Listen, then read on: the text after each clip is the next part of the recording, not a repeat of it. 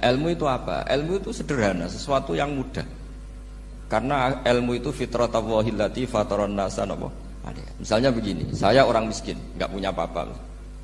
Sudah nggak punya apa-apa, nggak punya jabatan, terus keluarga yang nggak pati loyal, mungkin istri ada ngidolakan kita, bahkan anak kita sendiri juga nggak ngidolakan kita. Itu kan sial-sialnya orang, anak kita aja nggak pernah ngidolakan kita. Tapi untuk bahagia itu sebenarnya sederhana. Sederhananya begini, orang pinter itu ingin mempertahankan kehidupannya, terus pinter sampai berobat habis banyak ke Belanda, ke Jepang supaya mempertahankan nyawanya. Nah, si miskin ini kalau dia setiap makan, ya Allah, saya dengan makan ini mempertahankan nyawa saya. Sehingga makan itu satu kajian ilmiah bahwa ini luar biasa. Bahwa orang punya Alphard, punya uang 1 miliar, itu tidak mempertahankan sesuatu yang pokok, yaitu nyawa. Orang tidak punya Alphard itu hidup, nggak punya uang 1 miliar hidup. Tapi kalau nggak punya nasi 1 piring, nggak punya air 1 gelas bisa mati. Artinya apa? Orang miskin itu yusyarikul aghniya, sama dengan orang-orang kaya dalam hal kepemilikan hal-hal yang pokok. Tapi kadang-kadang orang miskin itu ya nyon sewu agak belagu, sudah miskin ingin punya Alphard, sudah miskin ingin punya, ya dia tersiksa. Harusnya cara berpikir, nggak punya Alphard tuh masih hidup, nggak punya uang 1 miliar masih hidup. Yang punya Alphard hidupnya juga pakai nasi 1 piring, yang punya uang 1 miliar juga pakai nasi. Ya kalau itu kan sama, saya punya. Kalau gitu kan bisa miskin rasa kaya. Itu memang harus dilatih. Nah, kalau orang kaya kan rumahnya banyak di mana-mana. Memangnya kalau rumahnya banyak di mana-mana terus tidur di sini 1 jam, di rumah itu 1 jam, malah nggak bisa tidur kan? Tetap aja yang dipakai 1 kamar. Itu gunanya apa punya rumah banyak? Setidaknya zaman miskin itu dia berpikir gunanya apa punya rumah banyak untuk dipakai ya hanya 1. Meskipun suatu saat kalau dia kaya juga berpikirnya agak rubah. Ya penting punya rumah banyak biar kemana-mana punya rumah, nggak apa-apa. Tapi sementara masih miskin jangan berpikir seperti itu. Nah yang menjadi miskin kacau kan sudah miskin berpikirnya gaya orang kaya. Itu kecelakaan itu. Itu ilmu, maksud saya itu ilmu. Sehingga dulu Nabi ngajari orang miskin itu sederhana. Ketemu orang miskin sama Nabi diajarkan. Nabi diantara ajarannya begini. Ada seseorang man asbaha, orang yang setiap harinya mu'afan fi jasadi, dia sehat, aminan fi sirbi, negara dalam keadaan aman, tidak dalam ancaman, indahu qutu yaumi, dia hari itu punya makan, faka'an nama khizat lahu dunya bihadzafiriha, berarti dia sudah punya dunia dan isinya. Karena polanya sama. Buat Presiden Amerika itu yang untuk mempertahankan nyawanya ya makan pokok dan minuman pokok, bukan jabatannya sebagai presiden atau punya uang triliunan. Orang paling kaya di Indonesia juga gitu, untuk mempertahankan hidupnya juga dengan makanan pokok. Dan itu orang miskin punya. Nah, kehidupan paling top itu apa? Ya kehidupan yang mempertahankan nyawa itu yang paling top, lainnya itu enggak. Karena mempertahankan nyawa ini super penting. Dan orang miskin bisa. Nah, saya berharap ilmu seperti inilah menjadikan dulu itu kuat ketika melawan Belanda. Kenapa kuat? Karena mereka gampang syukur. Barokahnya gampang syukur itu selesai dengan dirinya sendiri. Kalau bahasa intelektualnya itu, orang kalau sudah selesai dengan dirinya sendiri bisa berpikir memanfaati pada orang lain. Nah, dulu orang-orang miskin ketika era sahabat, termasuk era para ulama yang mendidik para umatnya, itu selesai dengan dirinya sendiri. Nah sekarang banyak orang miskin juga termasuk orang kaya, bahkan belum selesai dengan dirinya. Wah itu angel, ngajak jihad angel, karena dengan dirinya saja belum selesai. Maka masyhur itu kan ketika perang Tabuk ada orang datang, kira-kira kalau Indonesia pakai beras 4 kilo, ya Rasulullah yang 2 kilo tak kasihkan keluarga kami supaya bisa makan, yang 2 kilo tak kasihkan jenengan untuk biaya perang. Perang Tabuk itu perang tersulit, disebut perang Dhatil Usra. Sekarang hitung saja, ini coba dihitung, mungkin yang bagian kasir tahu. Kalau 2 kilo kali 3.000, umat Islam pas itu sekitar hampir 3.000. Itu sudah 6.000 kilo. 6.000 kilo itu artinya apa? Orang miskin ketika perang membiayai dirinya sendiri, itu satu. Kedua, dengan mental memberi, orang ini tidak tamak. Barokahnya tidak tamak, tidak nyalahkan yang kaya. Efek dari itu apa ketika perang Tabuk? Sumbangan dari Sayyidina Utsman yang jumlahnya besar sekali, yaitu diantaranya 1.000 dinar. 1 dinar kira-kira 4,25 gram, berarti sekitar 4.000 gram. itu bisa diberikan alat perang. Sumbangan dari Abu Bakar juga bisa dipakai beli kuda untuk perang. Nah bayangkan kalau kebutuhan orang miskin ini untuk makan itu nggak mau urun, wah usaha miskin nggak perlu urun, usaha miskin dipakai alasan terus. Maka jumlah 3.000 ini akan mengurangi anggaran untuk belanja peralatan perang karena untuk konsumsi orang miskin. Udah gitu kadang mangane tanduk itu kan repot. Wes miskin mangane tanduk, nak antri mo kan ribet. Artinya apa? Perang ini tidak fokus karena ngurusi konsumsi untuk orang-orang miskin. Nah, dulu zaman Nabi orang miskin pun semuanya heroik. Mereka dibantu gak mau, inginnya bantu. Sampai dicibir sama orang munafik. Apa gunanya sedekah 2 kilo? Wong perang ini perang besar antar negara. Pas itu mau perang melawan Romawi. Sampai orang munafik bilang alladzina almizuna almuttawiina minal mu'minina fis sadaqati walladzina la yajiduna illa juhdahum faskharuna minhu. Orang-orang munafik digambarkan Allah orang-orang yang mencibir sedekah kecil. Wong untuk perang besar kok sedekahnya hanya 2 kilo. Tapi yang mahal bukan 2 kilonya. Kalau ada 1 juta orang miskin menyumbang negara 20.000, itu artinya apa? Kita punya rakyat yang inginnya hubungannya dengan negara memberi. Tapi coba kalau kita 2 juta rakyat yang inginnya dari negara mendapat, pegawainya demo ya.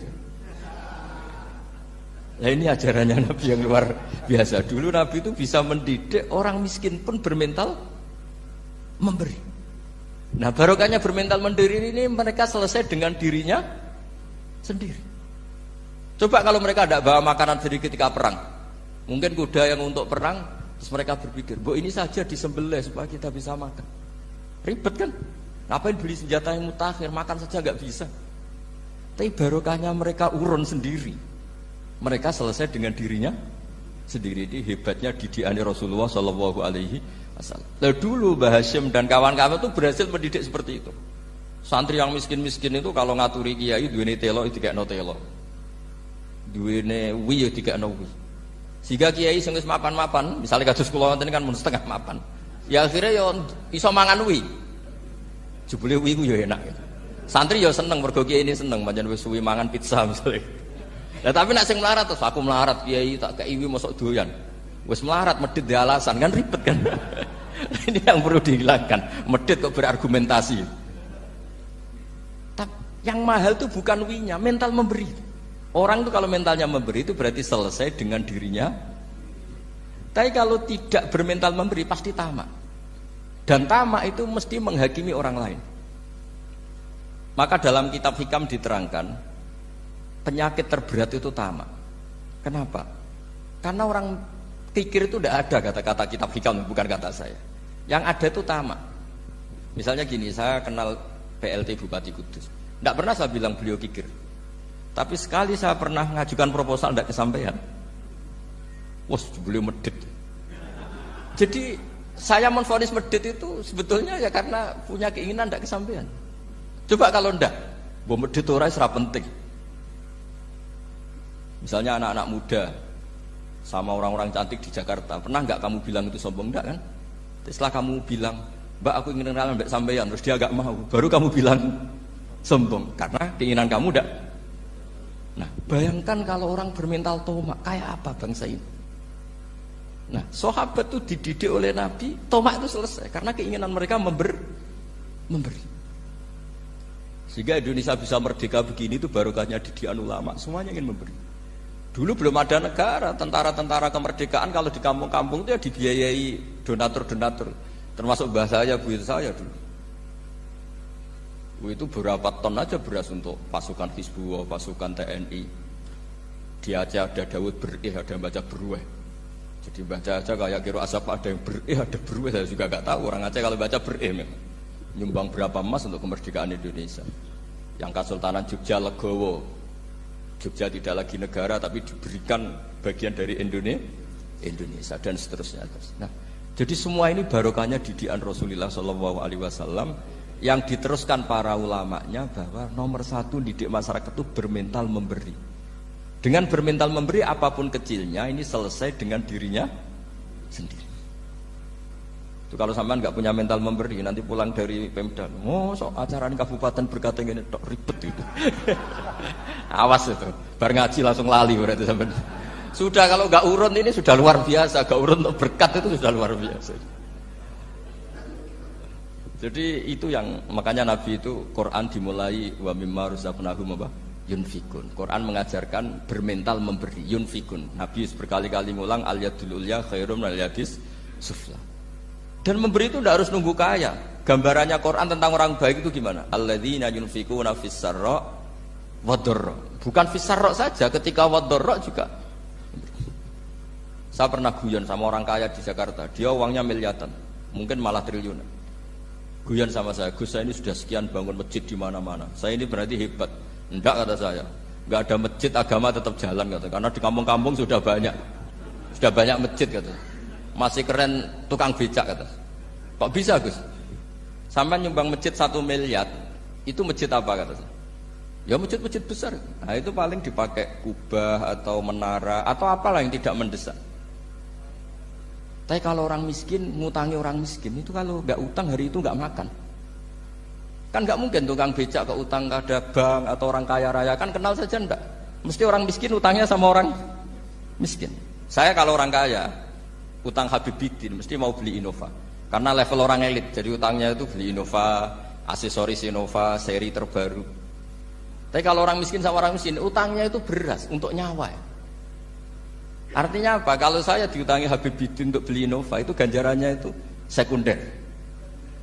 Tapi kalau sesama orang miskin itu ganjarannya primer.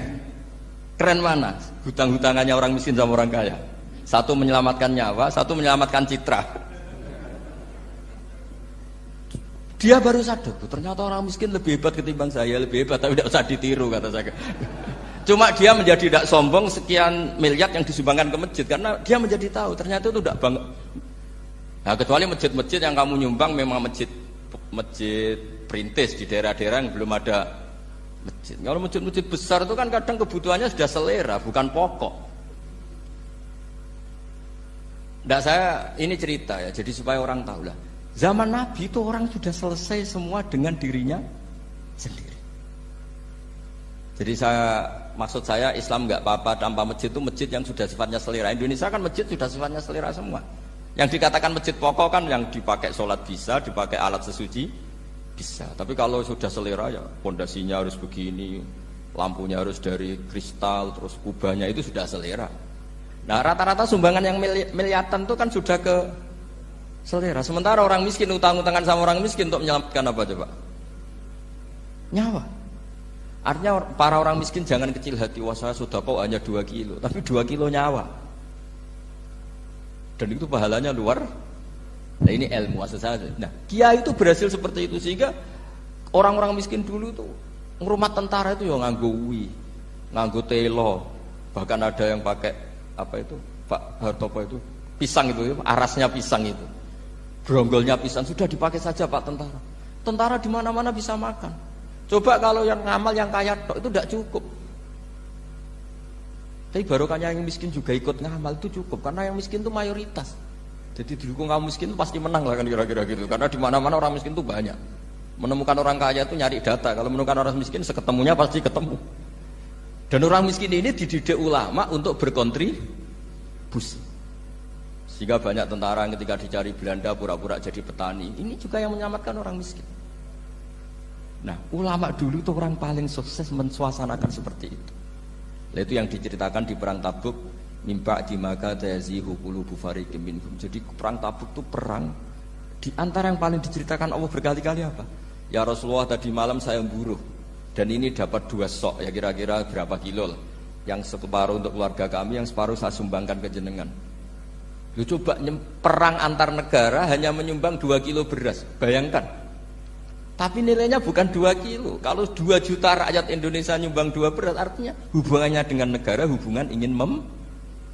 Dan barokahnya hubungan ingin memberi, ora pati kecangkeman tomak, ora pati kakean menuntut. Ini yang mahal itu yang nggak ternilai itu. Dan itu menjadi kekuatan yang luar biasa sehingga umat Islam bisa mengalahkan pasukan Romawi. Nah Indonesia dulu kira-kira seperti itu prakemerdekaan.